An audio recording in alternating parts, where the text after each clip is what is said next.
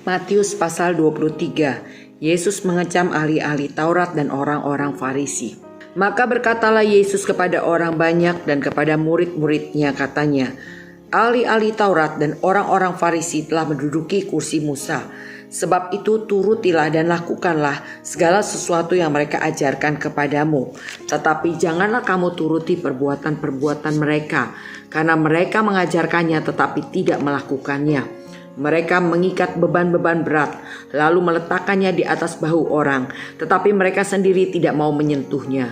Semua pekerjaan yang mereka lakukan hanya dimaksud supaya dilihat orang. Mereka memakai tali sembahyang yang lebar dan jubah yang panjang.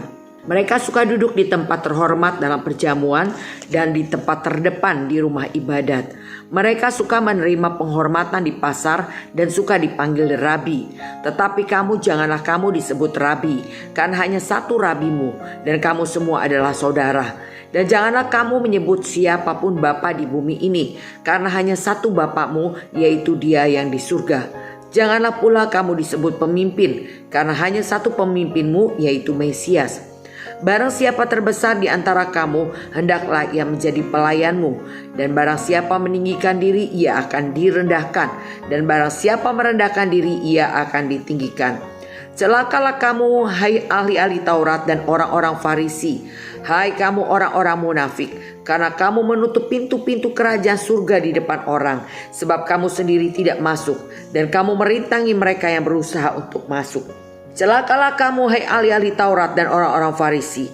Hai kamu orang-orang munafik, sebab kamu menelan rumah janda-janda, sedang kamu mengelabui mata orang dengan doa yang panjang-panjang.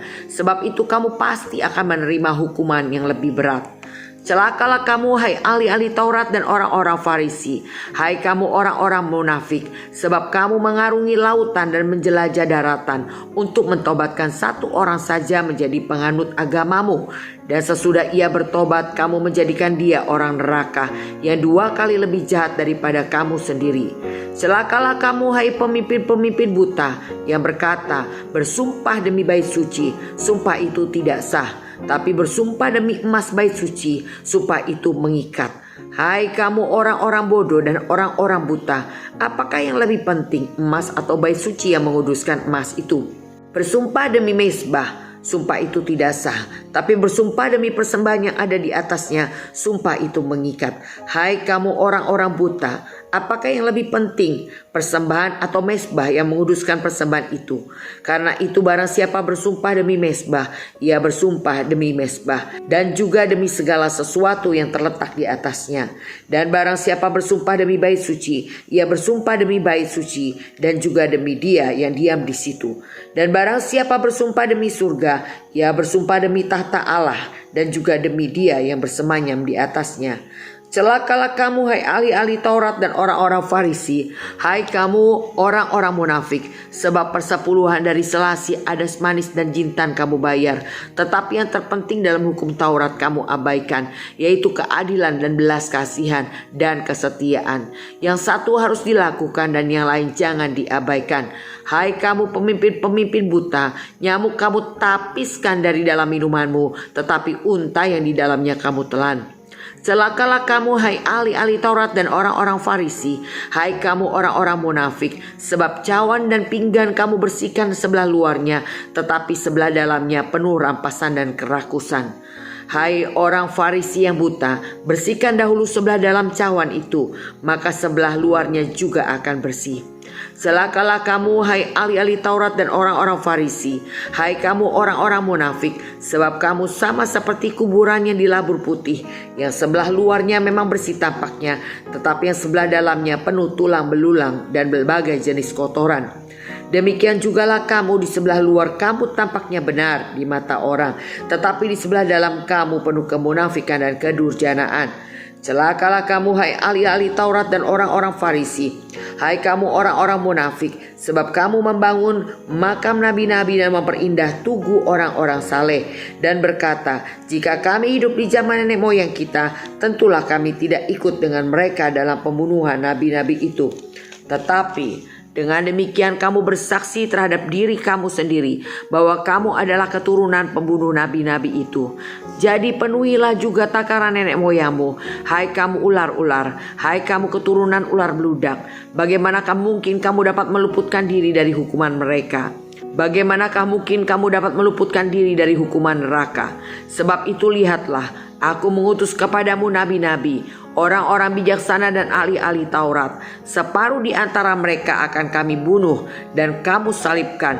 Yang lain akan kamu sesah di rumah-rumah ibadatmu dan kamu aniaya dari kota ke kota. Supaya kamu menanggung akibat penumpahan darah orang yang tidak bersalah, mulai dari Habel, orang benar itu, sampai kepada Sakaria anak Berehia, yang kamu bunuh di antara tempat kudus dan mesbah. Aku berkata kepadamu, sesungguhnya semuanya ini akan ditanggung angkatan ini. Keluhan terhadap Yerusalem, Yerusalem, Yerusalem, engkau yang membunuh nabi-nabi dan melempari dengan batu orang-orang yang diutus kepadamu. Berkali-kali aku rindu mengumpulkan anak-anakmu, sama seperti induk ayam mengumpulkan anak-anaknya di bawah sayapnya, tetapi kamu tidak mau. Lihatlah, rumahmu ini akan ditinggalkan dan menjadi sunyi.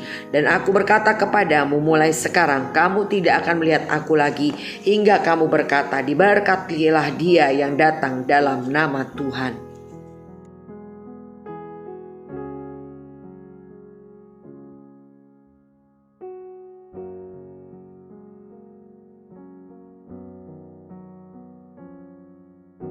Matius 23, Yesus mengecam ahli-ahli Taurat dan orang-orang Farisi.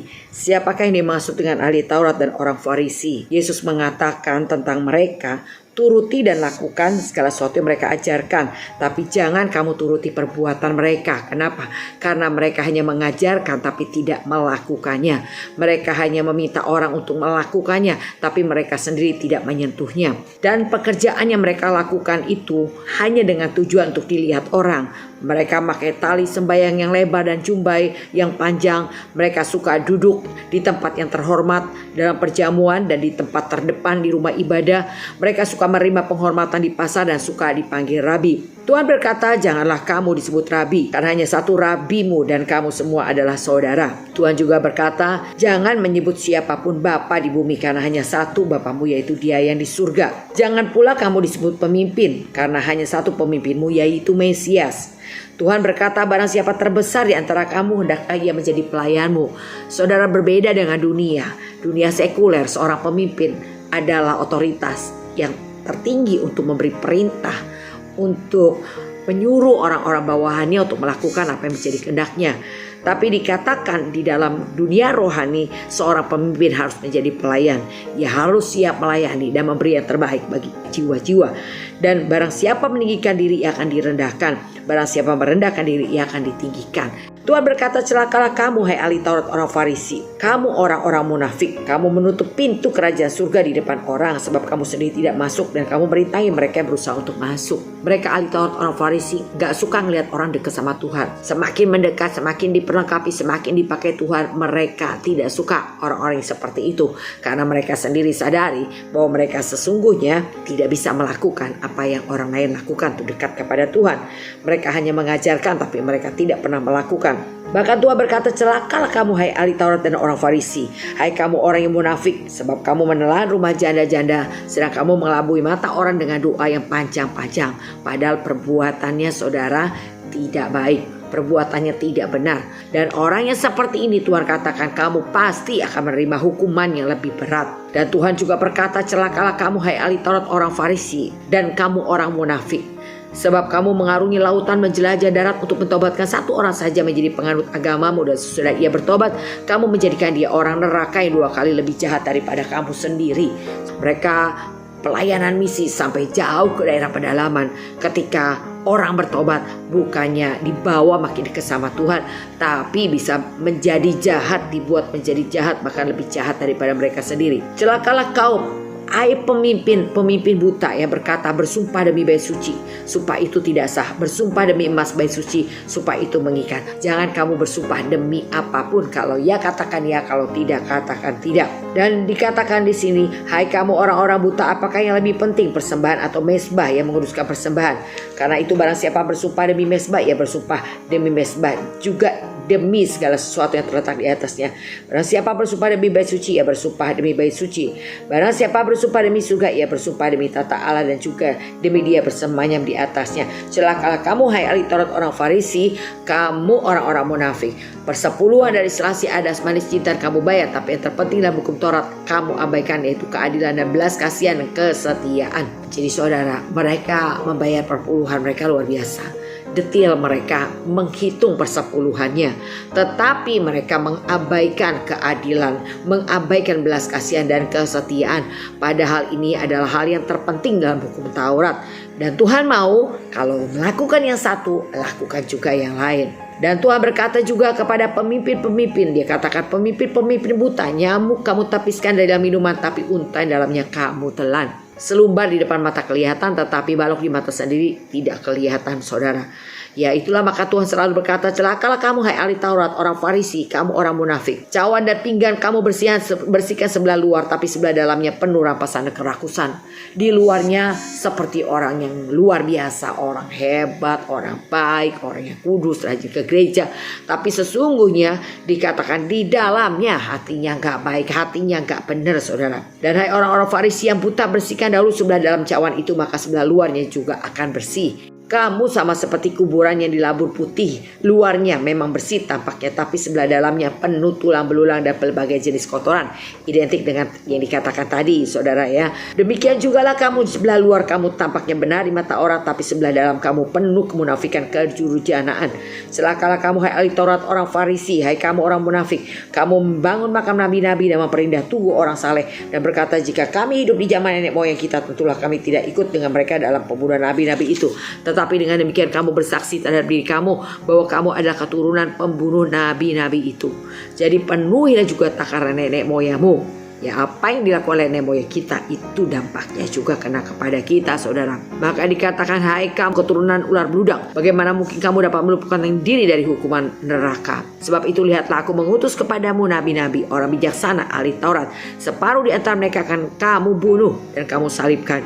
Yang lain akan kamu sesat di rumah ibadatmu dan kamu aniaya dari kota ke kota. Banyak hamba-hamba Tuhan diutus untuk memberitakan kebenaran, meluruskan jalan yang salah. Tetapi bukannya mereka menerima setiap teguran dan masukan dengan baik, tetapi yang ada semua mereka yang dikirim Tuhan, itu hamba-hamba Tuhan, justru mengalami aniaya, bahkan ada yang dibunuh, saudara. Nah itulah yang dikatakan supaya kamu menanggung akibat penumpahan darah orang yang tidak bersalah, mulai dari Habel orang benar itu sampai kepada Zakaria anak Berekia yang kamu bunuh di antara tempat kudus dan mezbah. Aku berkata padamu, sungguhnya semua ini akan ditanggung angkatan ini. Jadi apa yang dilakukan oleh orang-orang tua kita di masa lalu, kalau mereka melakukan yang buruk, kita kena, saudara. Tapi puji Tuhan, kita sudah diberdekakan ketika kita menerima Yesus sebagai Tuhan Juru Selamat. Kita maksimal di dalam Tuhan, maka kita memperoleh janji perlindungannya daripada Tuhan. Keluhan terhadap Yerusalem. Yerusalem, Yerusalem, engkau yang membunuh nabi-nabi dan melempari dengan batu orang yang diutus kepadamu berkali-kali. Aku rindu mengumpulkan anakmu sama seperti induk mengumpulkan anaknya di bawah sayapnya, tapi kamu tidak mau. Lihatlah, rumah ini akan ditinggalkan dan menjadi sunyi, saudara. Itu yang akan terjadi. Tuhan sedang menjadi penggerak hari-hari ini untuk mereka kembali ke tempat di mana mereka berasal. Dan dikatakan, aku berkata padamu, mulai sekarang kamu tidak akan melihat aku lagi hingga kamu berkata, diberkatilah dia yang datang dalam nama Tuhan. Ya, kita sudah tidak melihat Yesus ada di depan mata kita. Kita akan berjumpa muka dengan Tuhan Yesus sendiri pada saat pengangkatan orang percaya. Oleh karena itu nantikan hari dan waktu itu, saudara. Berjalanlah lurus bersama dengan Tuhan. Jangan seperti yang disebut Tuhan tadi, ahli Taurat, orang Farisi dan orang munafik. Tapi mari kita bukan hanya mengajarkan, tapi kita juga melakukan apa yang kita ajarkan. Puji Tuhan, Tuhan Yesus memberkati.